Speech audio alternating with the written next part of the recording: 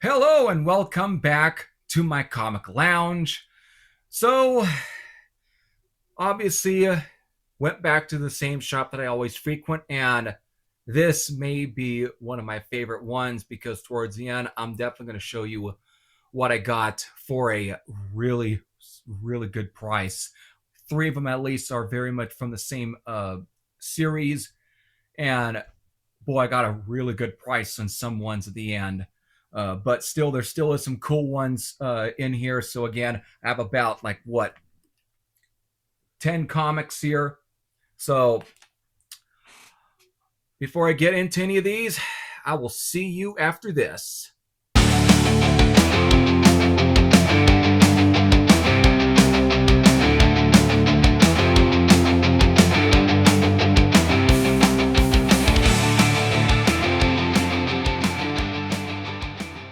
Okay, so from some of these trips, I definitely came back with at least some cool ones. But before that, I'm gonna definitely get into some slightly more independent. But one of these is at least fairly kind of at least not super independent, but it's definitely more. I'm just gonna get into it. It's not in super good condition, but it is obviously from a character that's starting to kind of see at least some resurgence because of certain political situations. But this is the actually was the final printed issue in this run before at least like what canceled, but eventually they would bring it back and would have published the last final issues of these like what many decades later. But it's number 14 of Captain Canuck. This is the of course a newsstand edition for this one. Definitely not in the greatest shape. It's definitely more of a low-grade copy. Not super bad. There definitely is maybe some rust here and there building up on the staples. Still, I don't really see a lot of Captain Canuck, especially from this the early run, the first series. So I've never seen any of these. So it's kind of something to at least find one of the early runs in at least in a very random bin. The same one I think I found the Silver Hawks. But again, $2 for whatever price they're going for, especially being a newsstand. I know it may not make a big difference. Still, it's pretty cool. So couldn't pass that up. Wish it would have been one of the earlier issues. Would have been nice. It would have been like say number 1. Still, can't go wrong with it. Since I picked up one of the comics from this run, and it's especially after I found out that the writer is Stephen Grant, I had to get the other ones that were there. Again, Norm Breyfogle, but it is Stephen Grant's Whisper. Again, from First Comics. This will be issue number 4. This will be the second cover and at least art being at least contributed from Norm Breyfogle. From here, again, he was taken over until like what issue number 11. So again, number 4, not the perfect condition, but still a very passable and good, otherwise good condition. And here is number 6. Still not super great. There's definitely here and there some couple spine ticks, a little bit of a tearing, at least around there, but whatever. I can't complain. I want to dive into this. I still have yet to check out number 9, but you know what? I want to kind of see earlier on. But again, Stephen Grant, who of course was the writer for Cheese. Again, the Punisher Limited series. He would also do some Deathstroke issues. And speaking of also other things he did, this is what sparked me also to kind of go back and grab this one. It was like $3. Not perfect condition, but still a very, very passable. Probably more like a VG here and there. May find a VG or VG to find, whatever. But it's 121 of Hands of Shang-Chi, Master of Kung Fu. This is 121. This would be the first post Gene Day issue. This was like with the fill-in because Gene Day had passed away after finishing 120, which I've seen there as well at the shop. And this was $3. But this was Stephen Grant who was filling in for Doug Mensch for this issue. And we also have David Mazzucchelli that also was drawing the interiors here, but also but for the cover it's Armando Gill. Again, it's a newsstand, of course, for this issue, newsstand copy. Again, for $3. Not super high grade, but definitely a more upper mid-grade copy. It's still, I couldn't pass it up. I definitely want to check out one of the Stephen Grant issues here. It just really caught my eye. And I want to kind of dive into some more, at least check out some Shang-Chi before I ever, because I haven't yet to check out the film, but eventually I will. But I want to see how the comics, at least especially during this run, the final run, that's like what, post Mike Zeck and Gene Day. So there we go, there's 121. And of course, this was there after I found out who was the fill-in art for this one, but before 120 was ever finished. This one here, 119, not a perfect copy, but still a fairly fine VG whatever copy. Still, for this one, what we have in the interior is probably maybe one of the earliest interior works, I think, from Mark Silvestri during this period of Marvel. This was still before he would ever become a household name and would do a lot of the more iconic Uncanny X-Men issues, and before introduced like Mr. Sinister. This was before he would ever jump ship with Todd McFarlane, Eric Larson, Jim Lee, and Rob Liefeld and Jim Valentino, and all of them to kind of start up Image Comics. So this is still pre that, and again, he still predates some of those artists. So it's really something I couldn't pass it up, even though it's not in perfect condition. Still, it's great newsstand, by the way. So for $3, I could not pass up. So Gene Day, this would be a second to last cover he would draw, and of course, just the team up between him, Doug Mensch, and still probably fairly young artist Mark Silvestri. So this was a really cool one, so I couldn't pass that up. Speaking of some cool ones, I've seen quite a bit of the new Universe titles, but this is the first I've ever seen from this one. I've seen like Cyforce, was it Codename Strike Force, I think? I can't remember. I've seen even Starbrand, I think issue number 1. So I've seen plenty of those, but this is one I've never seen a whole lot of issues of. So this was the first one. It's a newsstand, very good condition. This is probably more like maybe a 8.5, whatever. It still looks good. It's a newsstand. It is Night Mask number 11, and this was actually being priced at $2. So I obviously couldn't pass it up again for especially some great Sandy Plunkett art. She would, of course, draw plenty of DC stuff, especially being the Spectre issue number 3 from the John Ostrander series. But I just never really seen any of the Night Masks. And this was in a box with another comic I'm going to show, one I was very much interested in picking up. So this was really cool. So I couldn't pass it up. So Night Mask number 11. Finally, it's not finally, but what was in that box was what really got me, because when it comes to early Punishers, this was one I could not pass up.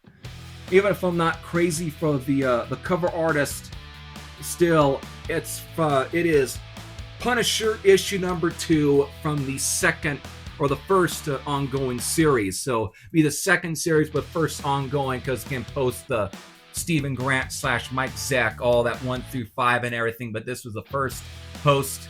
So Klaus Janson as the artist, and what makes it cool too is this is a newsstand edition or newsstand copy for this issue. Not super high grade, but it's definitely close to at least at least maybe at 8.5, 9, whatever in the condition. But this might have been one of the more pricier ones actually of all these. This was actually the pricier one. This was priced at $10. So at first I kind of felt it was a little bit of a rip-off because of, I don't know, normally this issue is, but based off the direct editions, it can actually go for way lower. But I've noticed on eBay that the newsstand copies for Punisher issue number 2 here is actually a little bit pricier. It can go up to at least close to $10. Maybe on condition, maybe not, but still I've seen people. But it's still a fairly good looking copy, and I can't really complain. So you get what you pay for. So I'm still happy with getting issue number 2 of Punisher from the first ongoing series, again from 1987. So there we go. Finally, here we go. These were the ones that blew my mind. Some of these may not be in super high grade. These are made close to mid grade. One of these is actually almost close to a high grade. Could have been a high grade. It looks pretty good. But these were being marked at $2. At least they were at least marked at $2 from whatever the previous shop original. Whoever purchased these from got them for nearly $2, close to $3, whatever. And the shop just didn't care about taking them out of the original bag with the original price stamp and everything, but they honored the price and they went. And so I got these for really low for what I'm talking. And so, but I only got at least 3 of the issues, but one of them's a really good one. Here we have is Marvel Superhero Secret Wars issue number 1, and this of course is a newsstand edition. Not super high grade. This is definitely a mid-grade copy, at least. Maybe at least around a 6 to a maybe a 6.5. Maybe bordering on that, but still, I wouldn't say maybe lowest, but probably maybe like a 5.5. Still, even in this condition, I have seen a couple copies here and there sell for nearly $30 on eBay. But the fact that I got this for nearly $3 from the shop, and the guy of course couldn't believe it that he had to do it, but they're honoring the price, and it's like I literally I paid low for this copy. They would have priced this if they had went in and checked all the prices and put them in a much newer brand new boards and everything. I mean, the guy actually went ahead and put this in a bag and board anyways before completely sold it to me, but he honored the original price. So I just could not believe that they did that. And again, this is a newsstand edition. This is, of course, does have the Galactus white and blue error. So there was like one little page in this comic where Galactus was printed in the wrong colors. It would be like blue and white. Well, I know there are some corrected copies that were like first prints. However, those are only for like the direct editions. This being a newsstand, there's a very, very super small chance that there might be a corrected Galactus under a first print newsstand, but I'm not even sure if there's ever been a second print newsstands. All the second prints were at least for the direct edition. So therefore, it's going to be nearly impossible, very, very impossible to find a copy of Secret Wars number 1 newsstand with a corrected Galactus page. It is going to be impossible. You might as well be like searching for Jack the Ripper or someone. You're not going to, like maybe the Ark of the Covenant. You're not going to. It's impossible. It may be even super rare. So don't hold your breath on ever finding a corrected Galactus in a newsstand edition first print. Don't. It's like it doesn't exist. So all of them are going to be that. Still, it's got a good value to it. So $3 for this, I could not. Even if it isn't like the greatest shape, like a near mint, I am totally fine. Still looks presentable. I mean, here and there, spine ticks, a little bit of creasing here and there, but some of it is not super color breaking. There is still some color breaking spine ticks, so it's not a super high grade copy, but still, I couldn't be more happier. And then, of course, I went back and grabbed these other two, gone from $2 each. So here we have this. This one is a first print direct edition for number 2, issue number 2 of Marvel Superhero Secret Wars. And this one's definitely maybe above that grade in terms of presentability. It's still almost around there, maybe just slightly above it. Still, $2. I can't beat two. You can't beat $2 for issue number 2 of this issue. Again, with some great Mike Zeck art as usual. Him drawing Magneto. It's still an iconic Mike Zeck cover. The only issue I didn't see there, I wish they would have had it, would have been like number 10. There's no way I'm ever going to find number 8. I can't find that. There's no way. It would have been amazing if they had a number 8 newsstand or direct for that price, but they didn't. Or even like I wish it would have been number 10, which is an iconic Mike Zeck cover with Doctor Doom, but I ended up picking up, again, for the same price of $2, was the final issue or the final part in the Marvel Superhero Secret Wars first, whatever. So issue number 12. And again, this one here is a newsstand copy. This one actually is one of the better looking copies of all the ones I picked up so far. This is one of the best looking.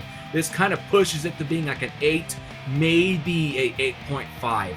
It is definitely still very good looking. I could not believe it. Still, it's not like this one is super pricey as number 1. Like, number 1 fetches for a fairly high value these days, especially on eBay.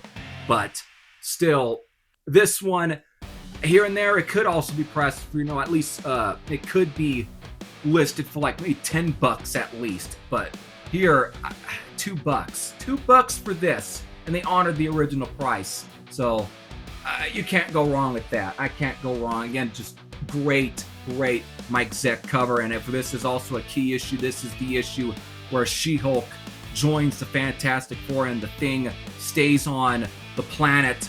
Whatever universe again that the Beyonder put him in. Again, number 1 would be like the first cameo appearance for the Beyonder.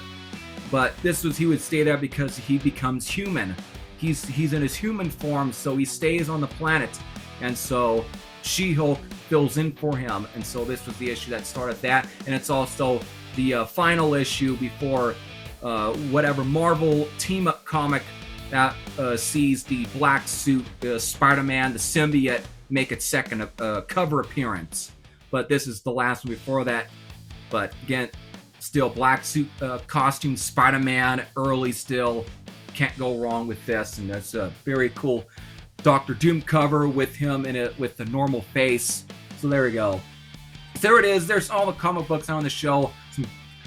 I wouldn't say super high grails, but they're still, for what some of those are, for the price. I could not pass those up. I could not pass that up. So there you go. If you have any thoughts on any of the stuff I just showed, leave them all in the comment section below.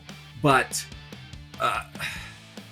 still, if you like what you see that I show on this channel, you like my enthusiasm, you like my personality, please hit that subscribe button. You're never going to miss a episode from here on out. You're never going to miss any new content. So at that, I'm just in all gobsmacked. I'm just shocked and everything. I just could not be any more excited for some of the stuff I just picked up. There's definitely some cool ones.